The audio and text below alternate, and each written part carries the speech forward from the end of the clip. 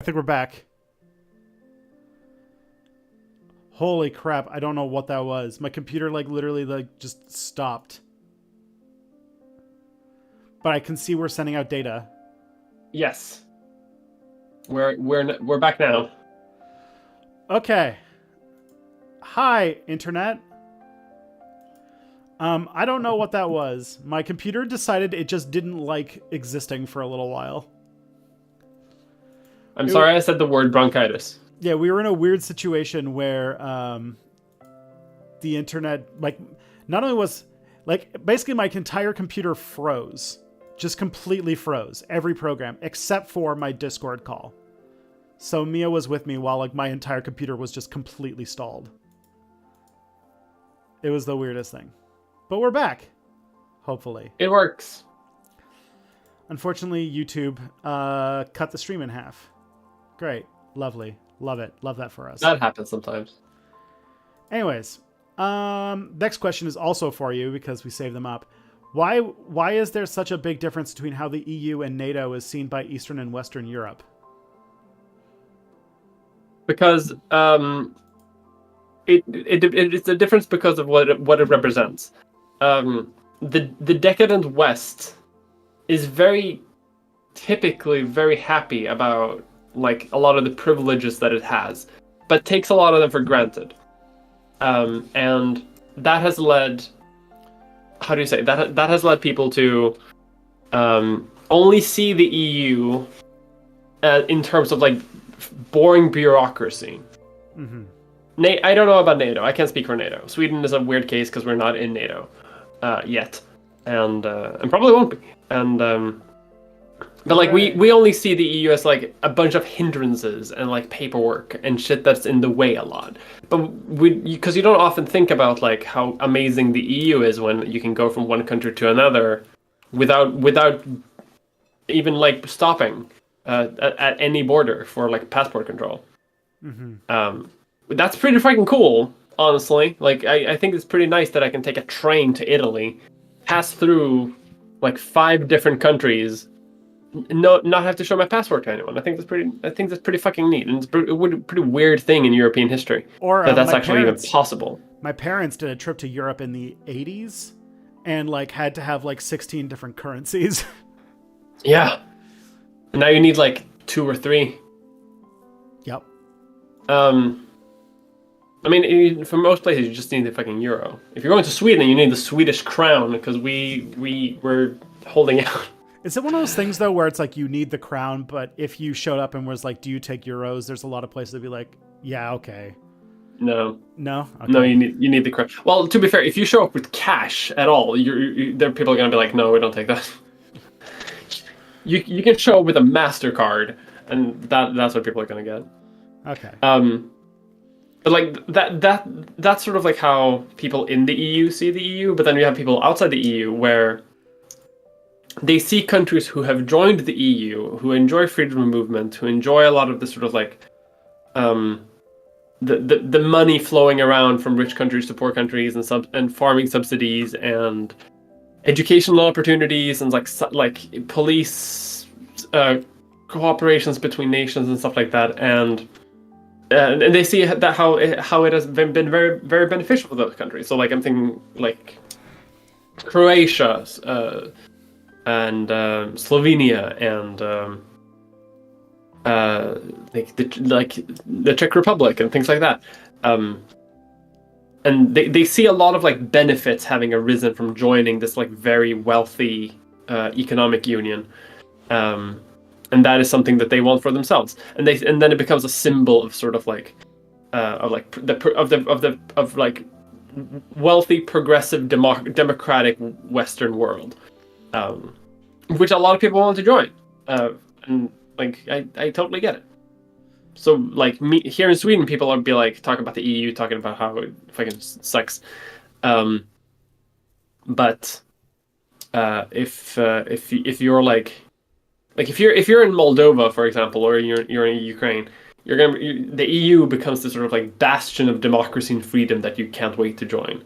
And it makes a lot more sense for them to view it like that because they have to work to enter Europe. They have to enter the EU, Whereas, like, if you're already in the EU, you never think about it. It's not a thing. Yeah. I fucking love the EU though. I'm like one of the only left party people who actually likes the EU. It sucks in so many fucking respects, but like it's better than like so many fucking alternatives. It's like it sucks in many ways, but it's fucking good. United States of Europe when? Yeah. Oh gosh.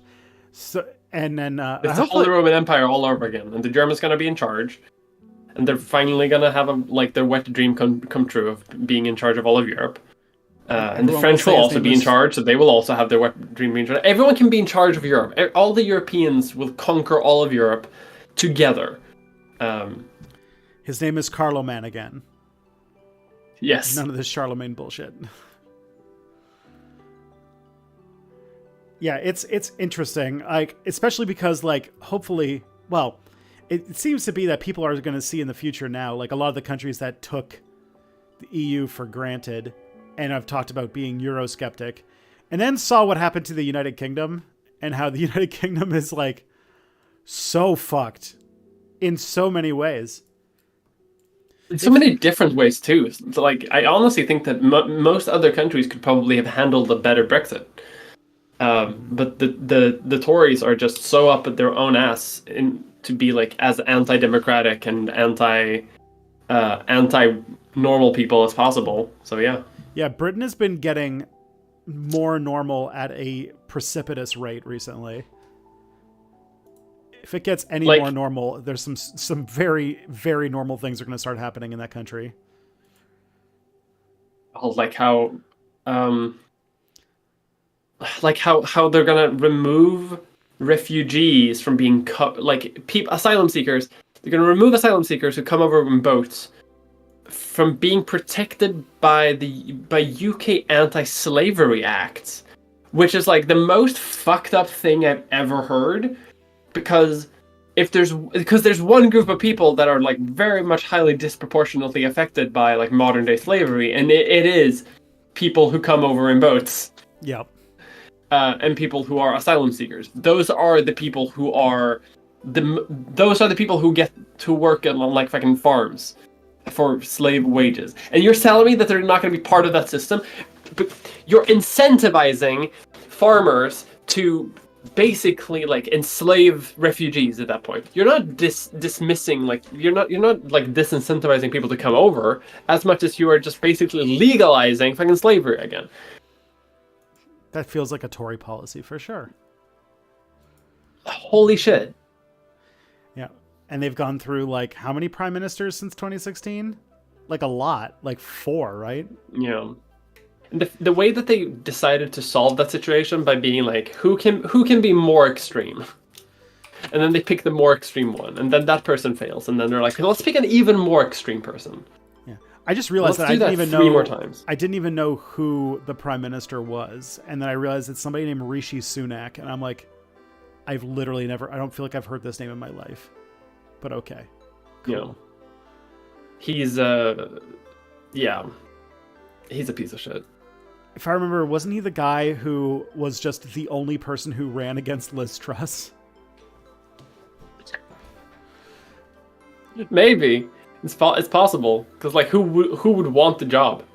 Him, apparently. At this point, like, yeah, nobody wants to be the Prime Minister of the UK at this point. I would guess. Yeah. Are they even doing anything? Like, what is the UK doing at this point, except for just making shit worse? They can barely put electricity in their houses or feed their people, but they're mad because trans people exist, I guess. Like, in some ways, I feel like a lot of their like weird trans panic has to have something to do with the fact that they just really don't want to talk about the fact that like the basic support systems of the country are collapsing. Yeah.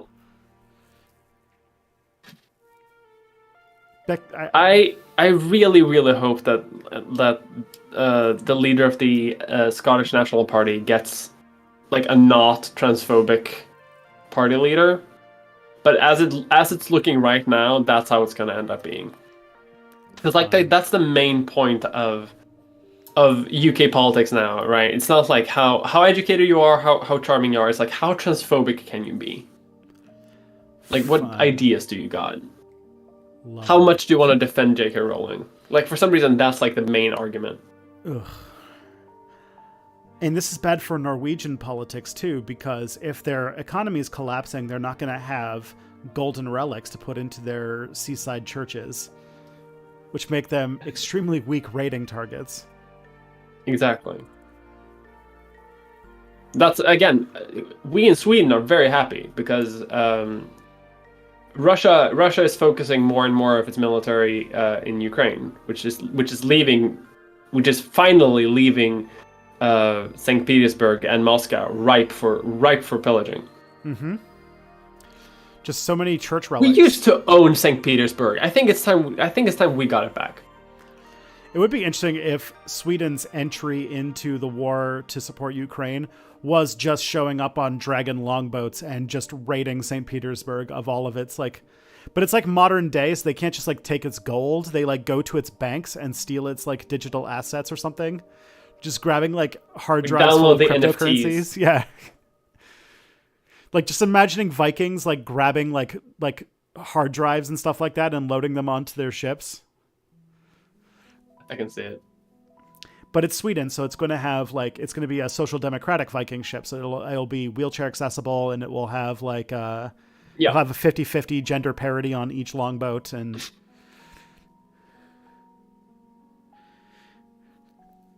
I can definitely see that. Yeah. Swedish military will be very efficient. I've heard that all of their hardware is designed to be assembled with no tools. Okay, but honestly though, we like I fucking not to be a nationalist, but I kind of like the Swedish military is stronger than people fucking think. I don't understand why. A lot of time people talk shit about sort of like, oh, Scandinavian military, oh, we're so weak. We've spent the last like century preparing for an invasion that never came. Our entire military is built for one purpose, and it is to fuck up Russians. That is the only thing we've developed our military to do. So like, we've got a reputation like that too, which is weird because Canada, to the size of our economy, way overspends on our military. Like we have like the 19th largest military on Earth for a country that has 37 million people in it. I don't know. Seems weird. Yeah. Yeah, it's wild. Also, if I'm learning anything about the 30 Years' War, is that when the Swedes show up, shit's gonna go down. Which one is the 30 Years' War again? There's so many fucking of them. That was the one where Germany couldn't figure out whether it wanted to be Catholic or Protestant, so they killed each other for a long time. Oh yeah. Oh yeah, and it resolves in the Peace of Westphalia. Mm-hmm. The secret treaty that after that the Treaty of Westphalia is literally the treaty that is like now countries exist. We didn't exactly have countries before then. I'm looking at the number, like the amount of soldiers from like each side of this fucking war, and like there's a huge list of fucking commanders. It was the Holy Roman Empire. What were you expecting? Yeah. There's going to be like the local vice count of like a 2 square kilometer area. We provided as many soldiers as the French did. Goddamn. Yup. Gustavus Adolphus. Ring a bell? Yeah, I mean that is. I mean, we call that period of time in Swedish history the Golden Age, the Swedish Golden Age, because that's when we were an empire and it fucking grew. Cool. We used to be an empire. Returned.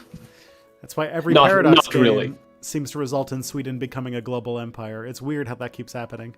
It's weird how that keeps happening. Again, in the Swede lusts for empire, because we lost our empire like way before a lot of the other ones did because of the fucking Russians. That's why Paradox is part of the Operation Gladio program to contain European aggression. They made it, but it's not though. Not here. It's training Swedes to be like military tacticians, and also learning like teaching Swedes military tactics so that we can overcome, like everyone else. Just like with, I mean, it backfired in South Korea with StarCraft as well. So. Well, listen. If North Korea ever invades with a Zerg army, they will be ready. Yeah, they'll take like 6 Marines and micromanage them so well that they'll just be able to take out the entire North Korean assault. I mean, I feel like they'd be able to win because the North Korean military is like 50 years old, and like no country sells gasoline to them except for Russia and China. And like I feel like there's neither of those countries are going to go to bat for North Korea if they decide to go full out. Anyways, yeah. Someone was mentioning about how does Sweden have conscription? Yeah, you've talked about how you did a military stint when you were a young one. Yeah, that's probably why I've saluted the flag too many times, and now I'm like my mind is broken in just this specific way. I see the monarchy, I have to salute. If I see a Swedish gun, I'm like, that's a good gun. I also have saluted the Swedish flag too many times, but that has more to do with the fact that I live in like the only city with an IKEA in the entire province. I did not know until I moved out of the city that I live in that the city I grew up in was it's one thing it's known for is being the city that the IKEA is in. Damn. So we are basically a Swedish suzerain country at this point.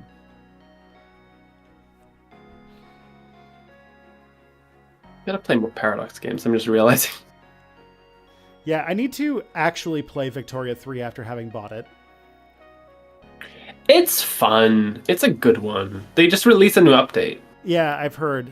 Just I played it for a couple hours, and then I was like, oh, this is one of those games where I'm going to have to go and get myself a master's degree in playing this game before it's fun. And then realizing that would take me a lot more time than I have would just like give up.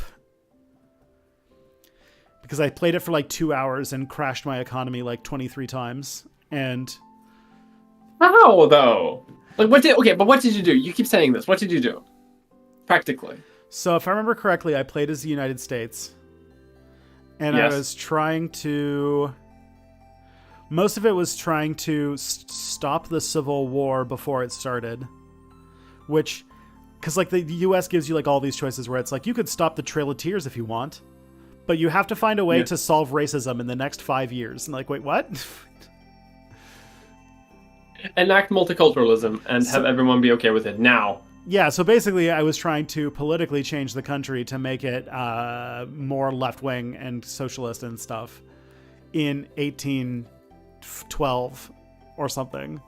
Mm. And it turns out that when you build a political coalition that's made up of like 6 people in the whole country, it doesn't go well, and the Democrats didn't like it. And then they start...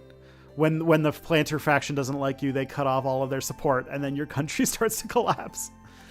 And it's like, yeah.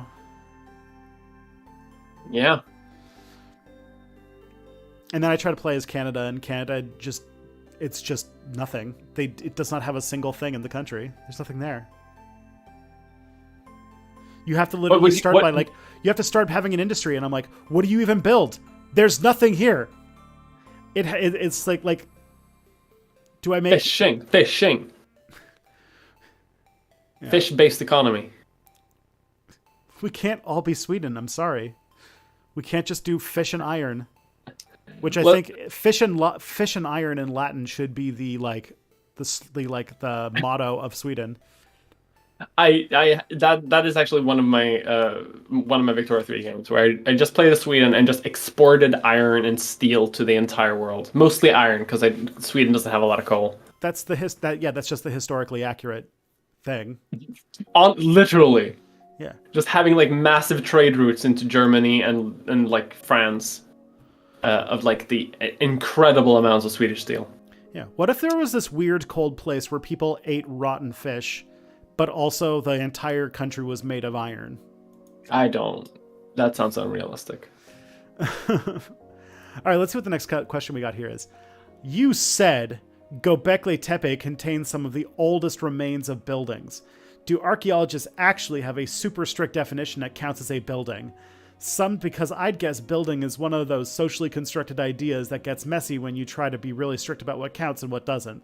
Especially considering humans have probably been coming up with creative ways to shield ourselves from the elements for eons. Yeah, okay, that was an off-the-cuff statement that I said. It is one of the oldest, like, megalithic construction. It is the oldest megalithic construction that we know of. That's all I can say. You hear about this shit? Göbekli Tepe? Fucking wild. No idea what that is. It's a megalithic structure in Anatolia that's like 9,000 years old. It's just like it's from like the Ice Age. It predates agriculture. Shit. It's wild. Like these people were like, listen, we're gonna figure out how to move big rock and then we'll figure out farming later. Just let us do this rock thing first. Let's figure out big rock. And then we're good. But it's like a site that is like 7,000 years older than the pyramids. Jesus. Like wild.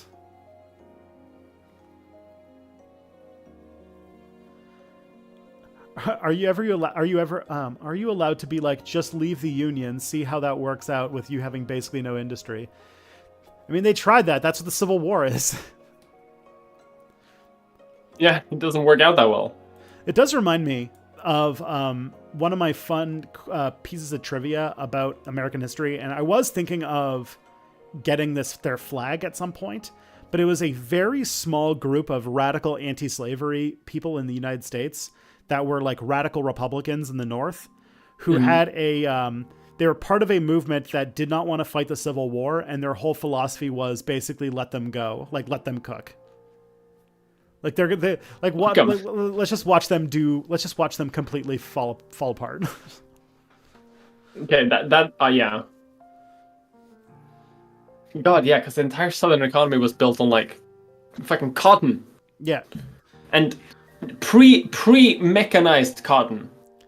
Yeah, and also the Civil War resulted in the blockade of the Civil War meant that the countries that did rely on cheap cotton, i.e. Britain and France, just went and developed their own sources of cotton in their tropical colonies. That's why like India developed a huge cotton industry and Egypt developed a huge cotton industry. Yeah. So the Confederacy wouldn't have even had a market to sell to, even if they had been able to pull themselves together. And also they would have had a country that was pissed off and ready to take as many slaves who could escape as possible. If you play as fucking Colombia, like in Victoria 3, you have Canadian culture, but you also have Yankee culture, which means that you can form the Free States of America while the USA still exists. So if you just want to make good America, yeah, which is like between Canada and the US, is this sort of like middle part between French Canada and Southern America, you can go wild. Yeah, make a grandest Columbia, the biggest. Grandest Columbia, but the wrong Columbia. Yeah. Or just make like the other one that I want to do at some point is actually enact long Chile. Make it real. I loved long Chile. Yeah. Somebody said men only want one thing and it's disgusting, which is moving big rocks. Exactly. Seems humans just can't be denied moving big rocks. That's what you do when you don't have any other form of entertainment. And we have extolled the virtue of throwing big rocks into water. So how many steps of boredom does it take before you arrange rocks into giant Lego tower? And then people will say it was aliens later because you figure out how to use fulcrums.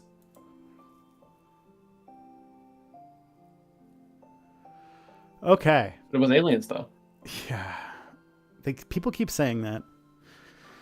All right. I got one here that says, recently Woody Harrelson said he was against vaccine mandates based on his anarchist principles.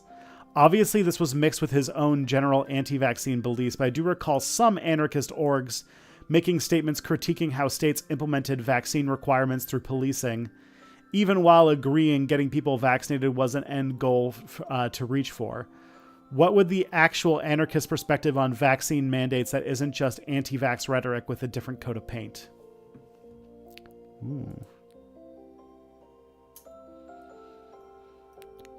Well, you know, like if you want to be hardcore about it and you don't want to have sort of like enforced anything by a state, then like you can't.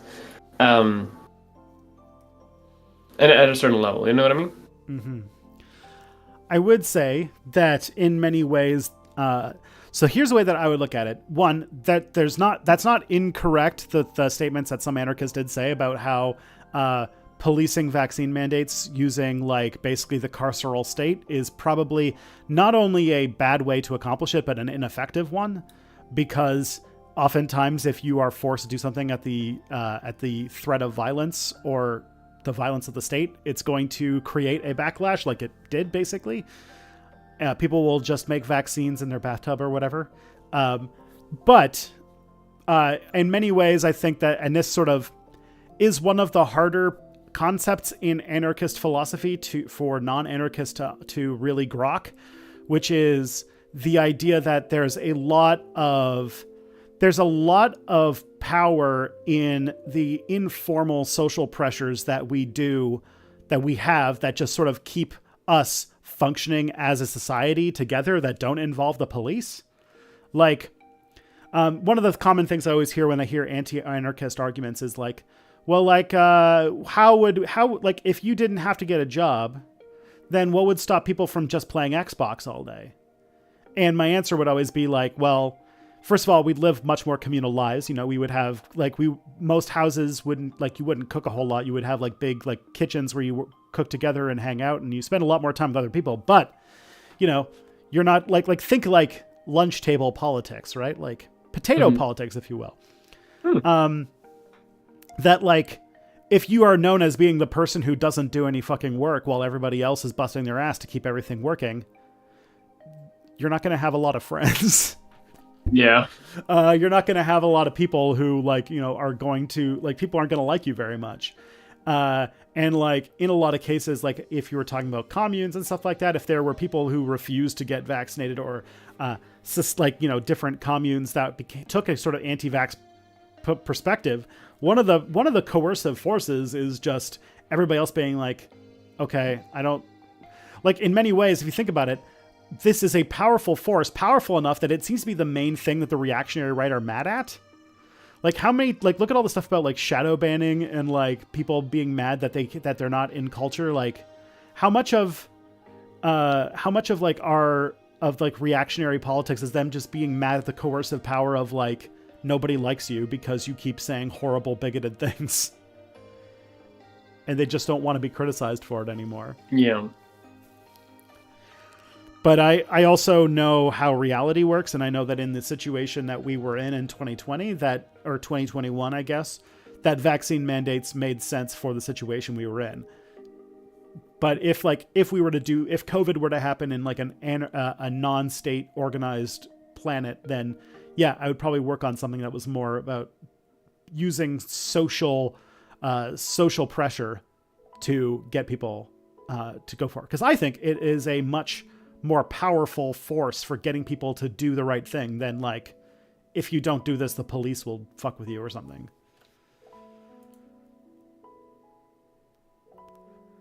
So basically what you're saying is that student housing is the most anarchist form of living? Yes. Yes, you know how, I don't know if anyone's like, if you haven't lived in like the communal living that comes with like being a student, don't you like miss it sometimes? Like, don't you just miss like some, not all of it. Obviously some parts of it were shit, but like, don't you miss like being able to have meals with your friends and like your neighbors and everything like that being close by and everything like that? And like that sort of like low level socializing with everyone being the normal part of your life. That's what anarchists want. That's a society anarchists want people to live in. You just live in life dorms. Someone needs to work on the garbage, though. I just remember dorms, and the garbage situation was fucking crazy. Mm-hmm. Well, I was playing with this app. I feel like I told you about this app last time after the stream was over briefly, but I have this app called Sweepy that is sort of an app for coordinating, keeping a house clean between different people using sort of like an algorithm that takes like points about certain types of tasks and splits them up so that everybody does like the sort of certain amount of work. If you were to have something like that, where it was just all of the basic things for keeping a neighborhood maintenanced or whatever, and you were to divvy that up, then like you would have different things every day. I don't know. It feels like it'd be pretty good. At least it's a start. Like technology can be used to build like left-wing societies. Yeah. I love technology. I love the Republic. Turns out I really like technology. Yeah. Technology freaking rules. I'm literally a cyber socialist. Mm-hmm. But it does seem less popular these days, but it's good stuff. Yeah. All right. Luca, Tristan, you butchered all of the Maltese pronunciation, but I still loved your takedown of Hancock's garbage. Thank you. I appreciate it. I don't know why I decided to take it out on Malta. Listen, if Malta wanted me to pronounce their words right, they would make their language make sense, but it doesn't. How can their language be both Arabic and Italian? Tell me, how does that work? It doesn't. Yeah, and also to just single out Malta, I have a feeling that there are many countries I have to apologize for my pronunciation in that. I do know that my video included a formal apology to Turkey, with the proper TikTok to apologize, but maybe I needed to apologize to Malta. I don't know how though. You never have to apologize to Malta. Never apologize to Malta. They know what they did. They do, though. I do like the idea that, I was very proud of myself with my Turkish apology. So it's like the Turkish apology? In the video, I very, very badly pronounced some Turkish words, and then I apologize to Turkey, and then I show this like clip from a TikTok that is one of my favorite TikToks of all time, which is this Turkish guy who just belly dances in front of restaurants. That one was a good one. It's the greatest Turkish. It's as good of a Turkish meme as that guy who has that car that's covered in Turkish flags and then comes out with a Turkish flag tight T-shirt and he's like super jacked. I don't remember what that meme is, but Turkish. There's some countries where their nationalism is kind of hilarious, and Turkish is one of them.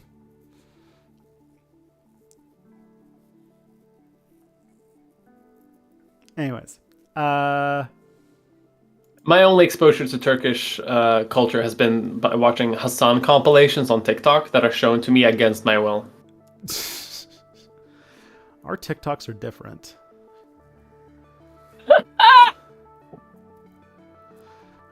I think my TikTok feed definitely knows that like I'm a left-wing person who likes TikTok, who likes who is very left-wing, but who also is bisexual. Like it knows this, and it's trying to sort of like give me sort of like dreamy fan cams of Hassan, like being attractive. I'm not really attracted to Hassan, sorry, but like the TikTok feed thinks I am. And so it's really trying to sort of like swoon me with like his musings, and it's not working. And a lot of it involves him speaking Turkish. TikTok knows that I'm a massive boomer, because it now. So first of all, the way my TikTok habit works is that I collect TikToks every day, and then I watch them with my wife before we go to bed. That's our like before bed activity. Mine too. Yeah, it's a great thing to do. The thing is that things that are mutually interesting to both of us is a very specific Venn diagram of things. Mostly jokes about how being a parent is a really, really weird activity. Like the most fun TikTok we found last night was one of a 3-year-old who got up at like 4:30 in the morning and decided to listen to turn on Spotify with like the what's a Google Home thing, and it was like the song I can't stop stepping or something like that. I can't stop dancing. I don't know, but it was like this very like loud, very upbeat song, and he just starts playing it at like 3 a.m. and starts dancing. And it's like, that's going to be us soon.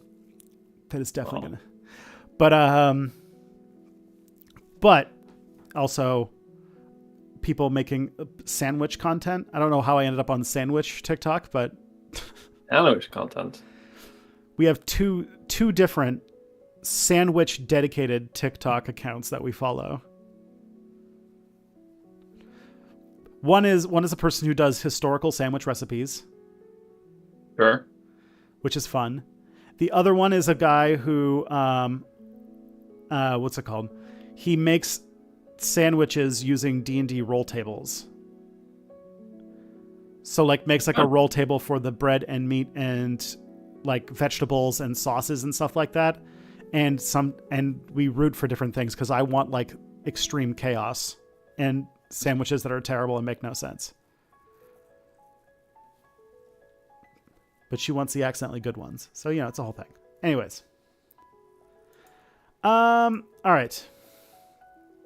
That's why you send me like fucking TikToks about Swedish sandwiches like once every month. Yeah, every time I find a Swedish sandwich. That's why they keep coming up. Yeah, one of them I sent you was a sandwich that was like from an old American recipe book called the Swedish sandwich, and it had nothing to do with Sweden at all. It was just a sandwich that had fish on it, I think. Yeah. That's typically what Americans think of Swedish food. Fish. It's fish time. Yeah. And then, but this is an upgrade from a few months ago when I think I talked about that TikTok was very convinced that I was a gay man because it kept showing me ads for PrEP. It really thought that I needed PrEP. Like, I feel like the advertising algorithm needs to be very convinced that you're a gay man if it's starting to advertise PrEP to you. Yeah. Yeah, like I know fully gay men who use TikTok, and none of them have gotten ads for PrEP. Like, the algorithm was convinced. This is a very gay man. But the thing is, I'm kind of low-key used to it because I used to live near the gay neighborhood in Toronto, so all of the ads were for PrEP, like in the subway and stuff. So maybe that's why. Yeah, it could be. It could be that it thought that just because I lived close to the Church Wellesley corridor that I was in there. That makes sense. Okay. If this is a duplicate question, ignore this. Not sure if I submitted before. Okay. What has happened to shows and movies based around the US presidency?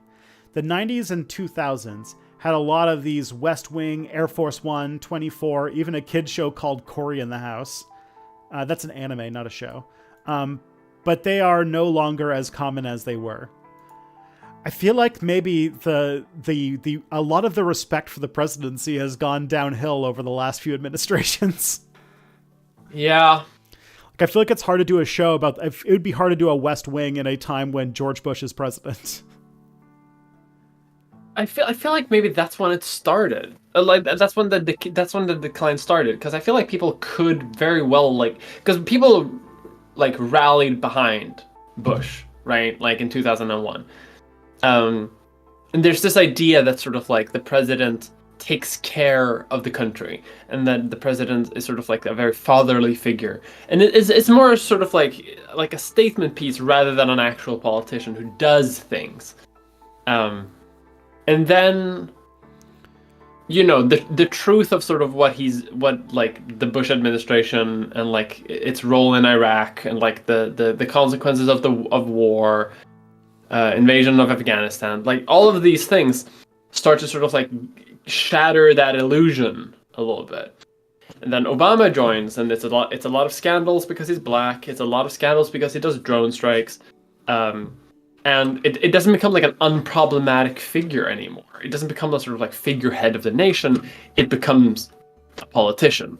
And then it doesn't become fun anymore. Mm-hmm.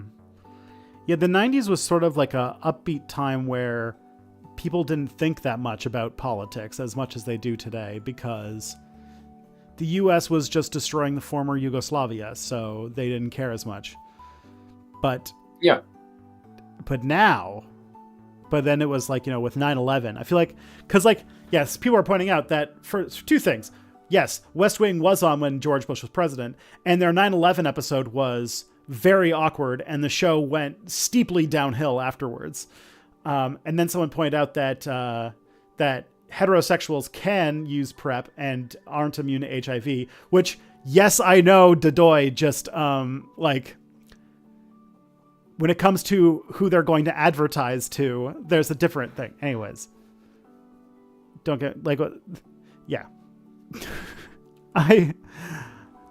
and literally the ads were like, I'm gonna go do some LGBT shit, and then like stuff like that. Like, yeah, more stuff than just that. Yeah. Anyways, yeah. Anyone who doesn't know, because I realized that we just said it without referencing. PrEP is sort of a prophylactic against HIV. It's a pill that you can take if you think you're going to be exposed to HIV, and you are much less likely to contract it. Yeah. So great. if you are a sexually active person Yeah. who is sexually active in demographics that have higher rates of HIV, PrEP is a good thing to have. Yes. It's great. I feel like everyone should have it. But, there's a lot of things everyone should have. Yeah, everybody should have an ability to take PrEP whenever they want. Everybody should have at least 2 naloxone things in their closet, and birth control should just be in bathrooms. Anyways. Yeah. Psychedelics should just be part of the drinking water. Mm-hmm. I guess maybe you guys don't have the same problem. I actually believe that last point. That what should be in the drinking water? Psychedelics. Oh, yeah, that'd be fun. We'll just all microdose. Yeah, I guess naloxone doesn't make a lot of sense to Europeans. Do you know what naloxone is? Yeah, it's the thing that aborts an opioid overdose. Yes. Yeah, I know that. I do outside of YouTube, I actually do a lot of like drug activism. Okay, so yeah, you would. So yeah, I know that. It's difficult as shit to get a hold of, though. Here, because of the unique circumstances of living close to the United States, we have to the city gives out like naloxone kits that you can pick up at any pharmacy for free. And in general first aid classes now, they have you get a lesson on how to give naloxone now, because like I think like now a full like third of paramedic calls in my city are opioid overdoses. So yeah, the opioid epidemic is getting worse. I love how everyone talked about it like 2 years ago, and then they just stopped. Yeah, but like it's continuously getting worse. The pandemic made it worse. Mm-hmm. It's spilling over the border here. I don't know what the opioid situation is in Europe, but it's bad. We're getting it from the US, and it's leading to a lot of people dying. No, we have our own. It's not as bad as the US. The US is like hella fucking weird about it, but like we have our own for sure. Like tramadol is like like one of the big ones. Yeah. I'm curious what the dynamics are, because like our situation is the fact that people just got cheap pills from the United States, and now it's sort of spilling into, and fentanyl, I guess, the demon molecule fentanyl. It kills you. It works like what's it called? It's like holding up a cross to a police officer. It like scares them away. Okay, but has anyone actually tried? Okay, listen, I'm just saying, like, if you need to get away from the cops, just hold up fentanyl. just like fentanyl smoke bomb. Yeah. Has anyone ever made a? Listen, I shouldn't advocate for this, or like, I'm obviously not advocating for it, but has anyone done this? Hold on. No. Smoke. Bomb.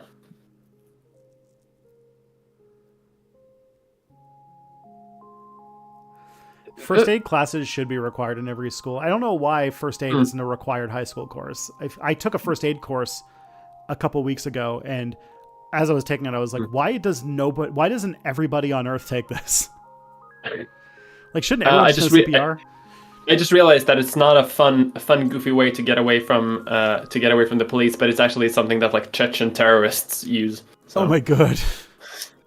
Bad vibes. Yeah. But yeah, like fentanyl it's one of those things because fentanyl is just a drug like any other drug, and it's used for people who get cancer, and it's not some sort of like demon radioactive isotope. It's just like a drug that people use. The problem though is that because of the criminalization of drugs, especially opioids, and because we're putting such a harsh restriction on access to opioid drugs, then people get addicted to heroin and stuff like that. And then they go and get heroin, but they actually think what they're getting is heroin, but they get fentanyl. And then they take something that's like 100 times more potent, and they don't know that. And the problem with heroin is that the line between, if you're a heavy user, the line between getting high and overdosing is a very fine one. And if you actually take some time and you get some of it out of your system, then what used to be what you needed to get high could actually kill you if your if your sensitivity has gone back up. And that's how it's very easy to kill yourself with these things. Yeah. That's how what's his name died?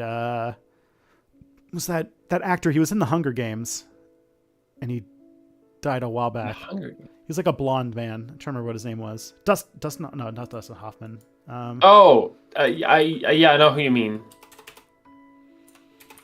I gotta get this guy's names, or else I'm gonna. Philip Seymour Hoffman.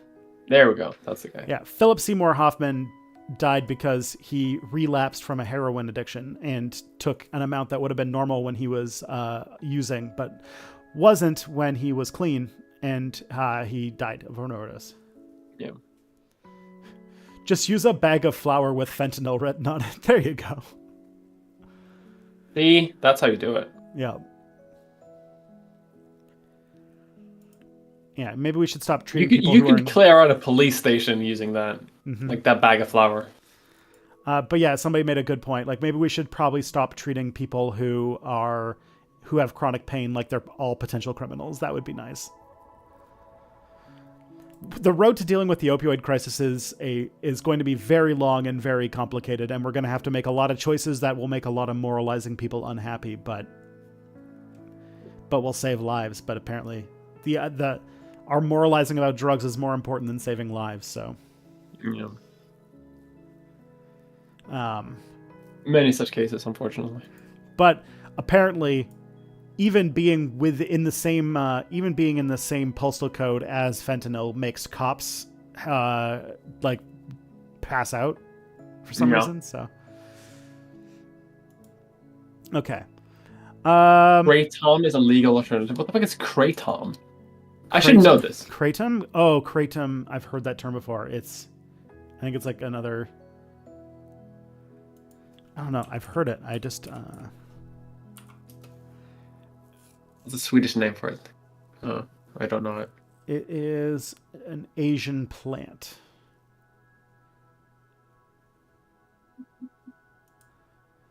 Watch live research. Anecdotal reports describe increased alertness, physical energy, talkativeness, sociability, sedation, changes in mood, and pain relief following kratom use at various doses. Okay, interesting. Okay, that does remind me that there was 15 million people in the U.S. use kratom. That's a huge fucking amount. Yeah, for sure. God damn. That's Jesus. That's like 5%. Mm-hmm. I'm just reminded too. Actually, I'm watching True Blood with Kelly as our sort of show when there's no new shows to watch. Did you ever watch that? No. Sorry. So one thing in that show is that vampire blood is a drug because vampire blood is basically just full of pure distilled life. So when you take it, you're like filled to the brim with life, and you just want to like, you're just happy and want to have sex, and you're just like amazed, like you just feel great and at one with the universe. And I was just like, yeah, this is just MDMA. Yes. It's ecstasy. That's all it is. Yeah. It's interesting. It is what I will say while watching this show. I'm like, this might actually be, and I say this knowing how big a statement this is. This might be the horniest HBO show. Oh, for sure it is. Like, even I haven't seen it, but even I know that. True Blood seems very much like a horny show. Mm-hmm. All right, I know you brought up Father Charles Coughlin a few times recently, but do you think it might be good to do a video on him and the history of far-right media demagogues? Yes, it probably should be. That one probably should go on my list of things to talk about because I am not only a historian, I'm a historian of media, and I'm a historian of media technology and a researcher of the far right. So it feels like a video I'm actually like at the center of what I should be making and is an important thing for right now. I'm just going to write that down.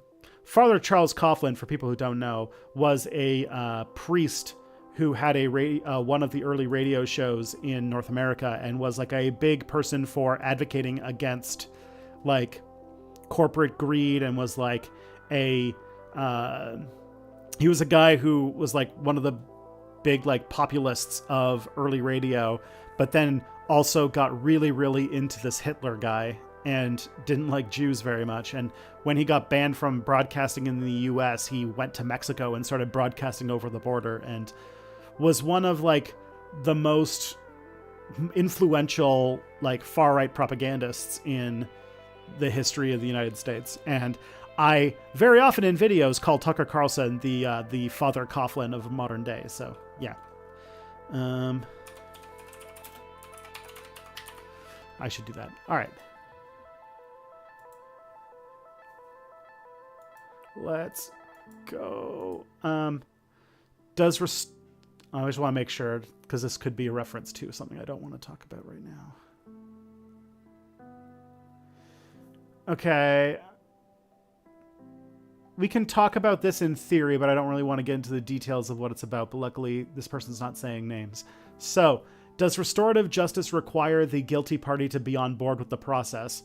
For reasons I won't go into, recently several people I know have been talking about restorative justice and how it requires perpetrators to be willing to sit down with their victims and talk about how to make things right. If that's a necessary part of the process, I feel like that's a big problem, since a lot of the time people will just refuse to admit they did any wrong. Yeah, it is it's pretty rough. One yeah, second. I've heard of this ongoing drama, but I don't. I'm very not connected to most of the people who are connected to it. Yeah, I mean, restorative justice. So but at its core, does restorative justice mean that that like the person who did the thing has to be on board for it? And the answer to that is yeah, which then makes it complicated for how do you enforce that and how does it fill in for a real justice system. And that's a very good question. I don't know what the next step is on that. Yeah, me neither, unfortunately. And I don't have a good answer for this right now. I'm sorry. Okay. I got my last question in the pile. Is there a benefit to a multipolar world? A lot of the conspiratorial left, like the gray zones, say they'll fight for one. Yet so far, the only effect that is mostly good is more people going to space. But that's mainly just for strategy and propaganda of these countries. Sorry, what was the first sentence? Is there a benefit to living in a multipolar world?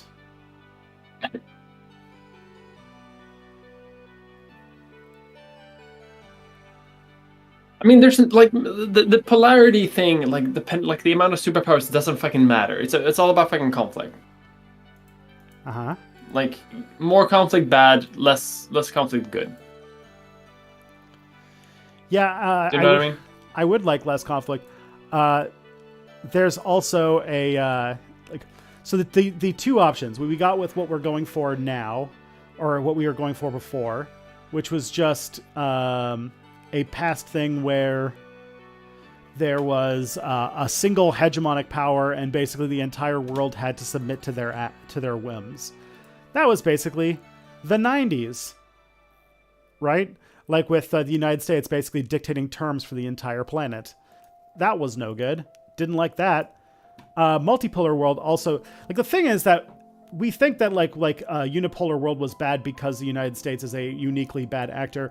But the thing is that basically all countries that are powerful enough that they actually need to exert their will in such a fashion are going to be bad actors, no matter who they are. And so it's basically your choice about having one mega bully that you have to submit to all the time, or having multiple bullies that you can pit against each other in some situations.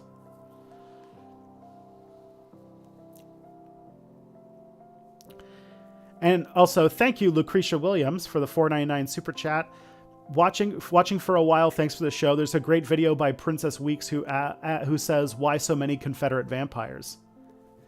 Ooh, that is a good question. Well, if I hazard a guess, it's because the Confederate South has an image in the American imagination of being like the closest thing that America had to aristocrats, or an aristocratic class. And vampires are basically our hatred of aristocrats. Plus, what's more vampiric, like an example of like, being a vampire and feeding off of other people's essence than literal slave owners? Yeah. And then also there's just Anne Rice. I that's true actually. Whenever I hear a lot of like whenever I hear people talk about sort of like American history in regards to sort of like the causes of the Civil War, a lot of the times they will use the term like Southern aristocrats. Because I think Americans have forgot that aristocrats isn't just landowners or like rich people. Like aristocrat is like a nobility thing. Mm-hmm. It's like Europeans, like y'all are talking about sort of like status of ownership and like economic class. Europeans have managed to, like, we created like genetic classes way before it was like eugenics. And that is what we call the aristocracy. Like there's like whose name alone gave them like a different status in society, rather than just a fucking thing. Mm-hmm. I will say that the reason a lot of people do it is because the Southerners themselves, like a lot of the Confederates, like people who lived in the sort of the upper class of the American South, did sort of think of themselves as aristocrats. They weren't right, but that is sort of where the idea came from. And they had a whole code of like what they thought was sort of like noble propriety, and they had like their own, like they did things like their young girls would have coming out parties, kind of like young nobles in Europe, or like they mimicked a lot of aristocratic norms and traditions. Yeah. But they were, despite their best efforts, not nearly as related to themselves to be true nobles.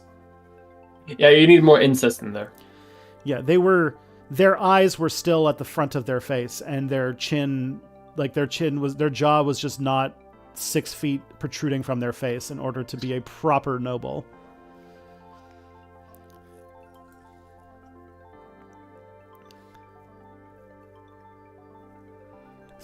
I do love, so They Who Thirst left a great $10 super chat. Thank you. Just thanks for all you do in cultivating a great community. Thank you. I just love that YouTube just gave me a little blinking update that says, celebrate the first super chat from They Who Thirst. Which is just, the username is very funny. And also, yeah, somebody pointed out that that upper crust Southern people also would send their kids to tour Europe and teach them French and stuff like that to try and appear more. They were LARPing.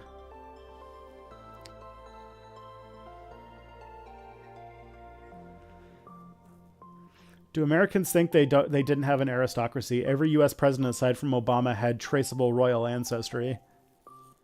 Oh. Well, I mean, that's like every white person. Yeah, I mean, yeah, I guess. I have a feeling that there was like a tweet that was going around that was talking about like how this was from like a bunch of why white people appropriate so much of black culture, and it has to do with the fact that like because of colonization, a lot of white people basically just do not have a like if you think about whiteness as a category, like whiteness for white people has resulted in like almost an erasure of all cultural signifiers and identities outside of just being white. Mm-hmm. And that like in many ways we're deprived of a culture because like all of our pre-colonial identities have basically just been amalgamated because of capitalism and colonization into just whiteness. Yeah. And then and my response to that was like, because I'm pretty sure that I have like entirely European ancestry. There is not one noble in there. Like I'm from like some fucking Gauls who live in the Poitou region who did nothing else ever. Oh no. I think my computer had another heart attack. Uh-oh. All right, we're back.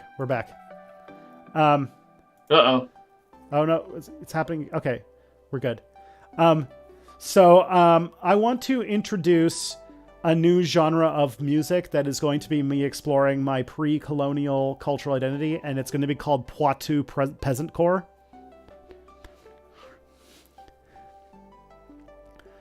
Because I feel like my family went from being peasants living in Poitou, or the Poitiers region, I think it also is called, to being peasants living on the coast of the St. Lawrence River under the seigneurial system, which was not it was not just exporting feudalism to the Americas, but there was a church for every 10 parcels of land along the thing, and everybody had to pay taxes towards the church that was at the center of all of them, and and then they in turn paid money to the French crown. So that's not feudalism. Oh, and you also had to refer to them as seigneur, which is the French word for lord.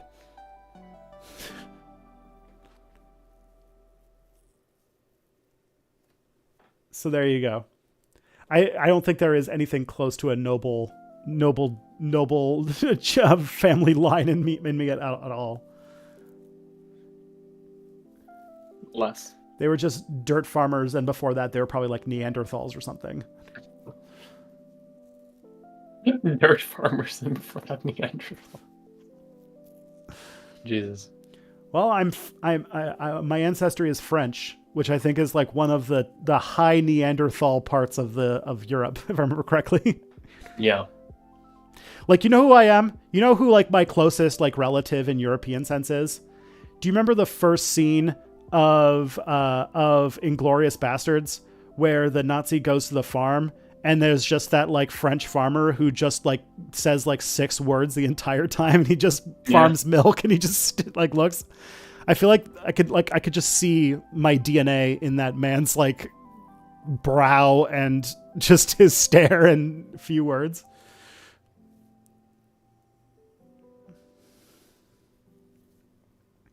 So that's me. That's my thing. Less. My 23. I don't got any noble ancestry either. I'm just assuming that like anyone who's wealthy enough to become president in the US is either extraordinarily lucky or just comes from old money. Well, I mean, you are related to nobility in the sense that you are the child of a potential president. Because I think we mentioned that your grandfather or great-grandfather is Fidel Castro. Oh, yeah. I'm telling you, he looks weird like my dad. Just Fidel...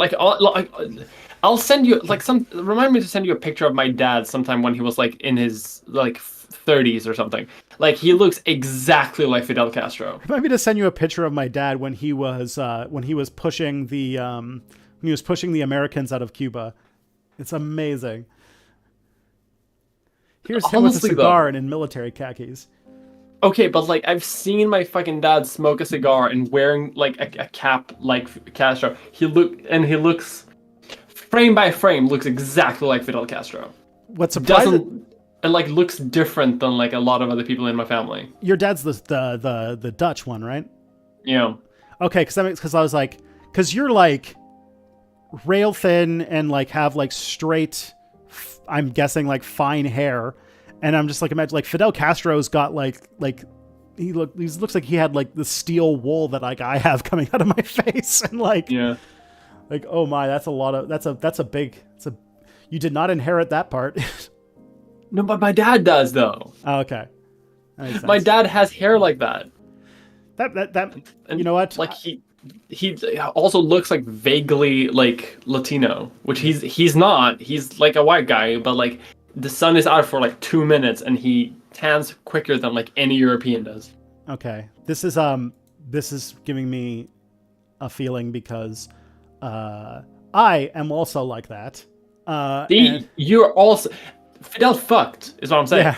I'm also like that. But my son inherited like everything from his mother, so he's like blonde and fine haired and pale, and like I'm like it's hard to see the connection between the two of us because of the same like just none of my peasant DNA seem to have gotten into him at all.